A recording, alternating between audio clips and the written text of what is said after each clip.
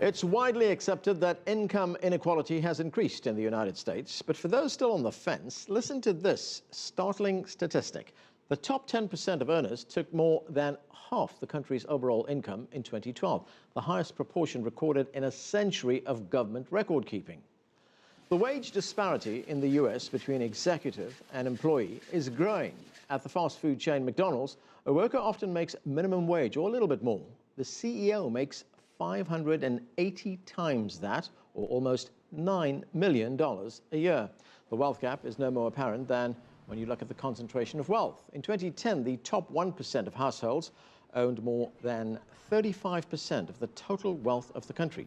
The bottom 80% comprised of wage and salary workers, only 11%. According to the Pew Research Center, the United States has one of the most unequal wealth distributions of all developed nations, and families are feeling the pinch. The proportion of families who identify as solidly middle class has never been lower. And while Americans agree that income inequality has grown, they can't agree on why. Some blame taxes and Congress, while others think it's the job market or government assistance programs, which they say creates a culture of dependency.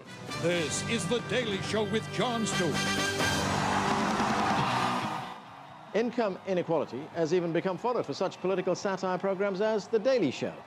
There's a bit of a divide in this country. Income inequality. The left thinks it's unfair because of systemic disadvantages built in for the less affluent. The right thinks it's unfair because apparently those disadvantages aren't systemic enough.